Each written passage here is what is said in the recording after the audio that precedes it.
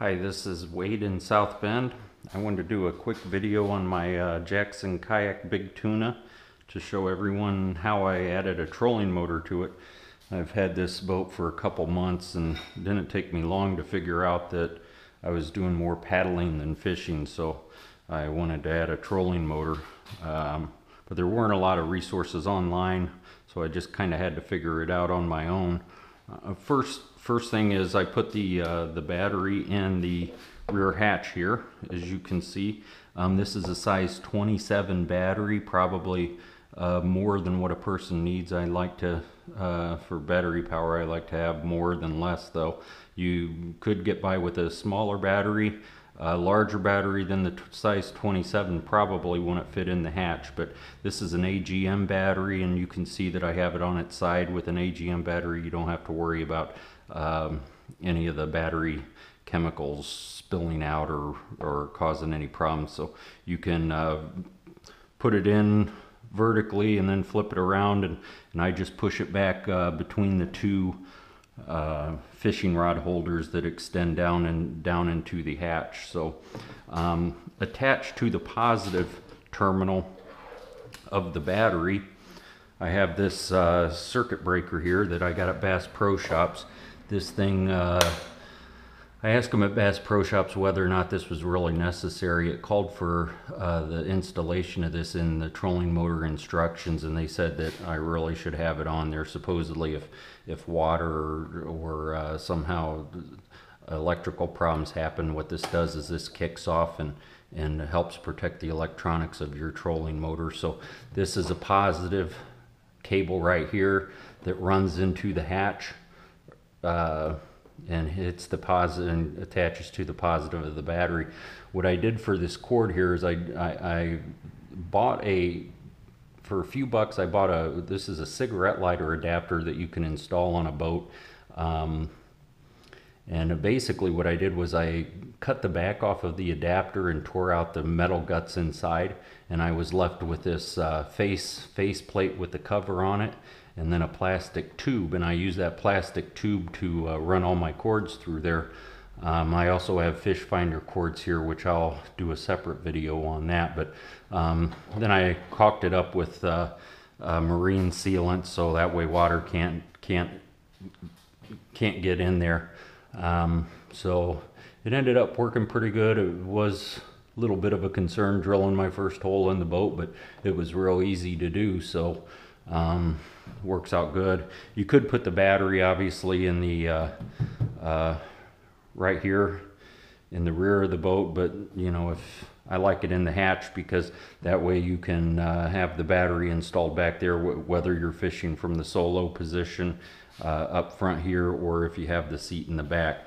I installed this switch on the outside instead of the inside of the hatch. That way if it does kick for some reason, I don't have to worry about getting into the hatch in order to reset it. So the motor mount, that was the biggest concern, as I was going to build one myself, but I found one from a place called islandhoppersoutboard.com, and this is a real simple design. You can see here that it just slides right into the existing fishing rod holders.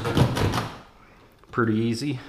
I never really use those fishing rod holders, but if you do use those fishing rod holders, you can just use the top part of this motor mount to put your fishing rods in now instead of down there. But basically what this is this is just a counterbalance weight to the trolling motor, and then the trolling motor is mounted on this side of the motor mount. You can see there, hopefully, islandhopperoutboards.com. They make a range of motor mounts for various makes and models of kayaks, and they happen to have one for the Big Tuna. So instead of trying to make a design myself, I decided just to buy it from them, and works out real good. One concern that I would have is that, you know, this is an awful lot of weight that goes in to the fishing rod holder. So if you notice here, this section of the boat seems to be a little spongy with that weight of the motor and the motor mount in those fishing rod holders. It hasn't cracked or anything yet, but you know, that's something that I'll want to keep my eye on here in the future to make sure I don't develop any problems. You know, I don't, probably the best solution would be to somehow put a jack of some sorts in the back of the boat to help shore that up if it does stress from the weight over time. So essentially the trolling motor obviously comes with a positive and a negative coming from the motor itself. The positive is connected simply to this switch here, like so, and this completes the positive connection for the battery. So from the motor, the positive cord runs to this switch, and then on the other side of this switch, a positive runs from here to the positive part of the battery. And then the negative cord that comes from the battery, I just slide through this hole into the rear hatch. And once it's back there, then I just connect the negative into the negative of the battery.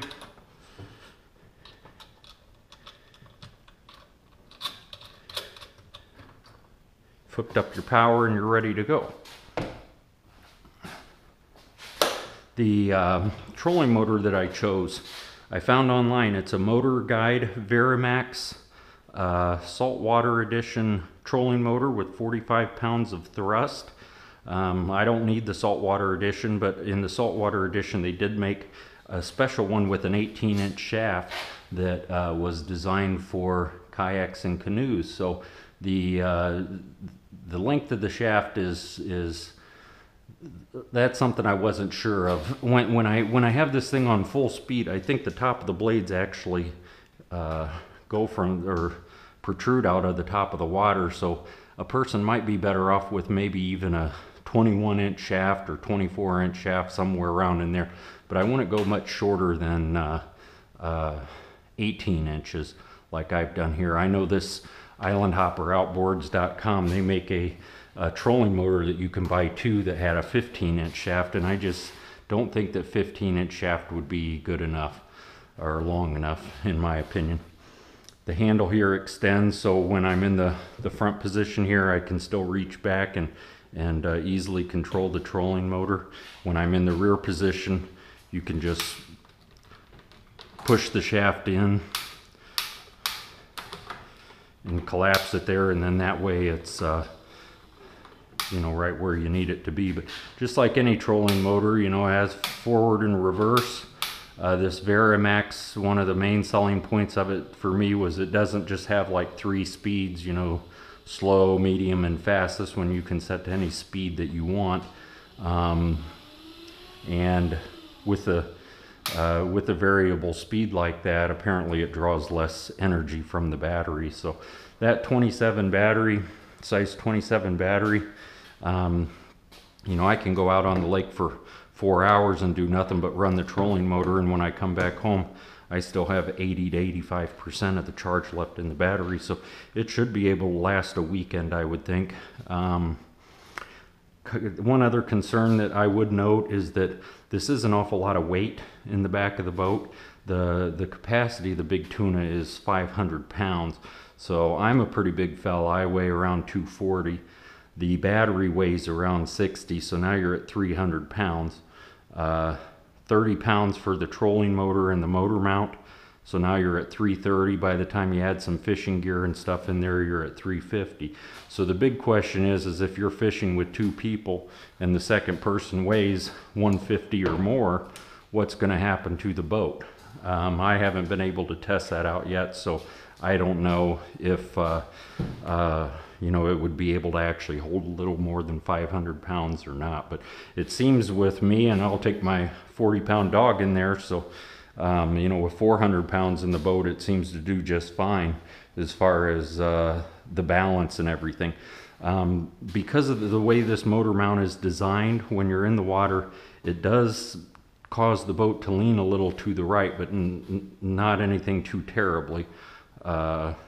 Nothing that makes you feel like you're about ready to fall over or tip the boat or anything. So, you know, and that's just due to the fact that there's just not enough counterweight on this side. You could add additional weight to help offset the 18 pounds of the trolling motor if you wanted to. But for myself, if I'm seated in the solo position, I can just shift my weight to my left hand side, and that's enough to straighten out the boat. And it tracks really well through the water on trolling motor power. You know, the top speed, it will get me around 4.5 miles an hour. And like I said, instead of paddling, I'm fishing the entire time, and maybe I'm real happy with it. One other thing I would say is that when I do get to the lake, I just have a simple Malone Cart that you can kind of see there on the floor. Nothing too special about that, but I unload the boat off the top of my truck, and I'll put the cart underneath the boat right about in this position. And since I'm going to be loading a bunch of weight in the back of the boat, I want the cart more back there towards the back. Then I go ahead, put the battery in, put the motor mount on, hook up the motor, and I can wheel that thing around without any problems and drop it right into the water. And actually, the boat is long enough that if I get this end of the boat out in the water, I don't even need to adjust the trolling motor. You know, it does have an adjustment on here to where you can get the blades up out of the water, or up out of shallow water if you need to, so you're not breaking your blade. But you know, I can put it in the water, have it down just like this, jump in the boat, and I don't even have to paddle for the first few moments. I can just go right from trolling motor power right there. So works out real good. I'm interested in trying it on a river. You know, I should be able to run at max speed up a river and get a couple hours of use out of the battery at least, and then float back down. So we'll be trying that here in the near future. So I just wanted to make a quick video on this to show you what I did. If you have any questions, please comment below. Otherwise, I hope this helps you, gives you some ideas with any modifications you're planning on doing with your boat. Thanks a lot.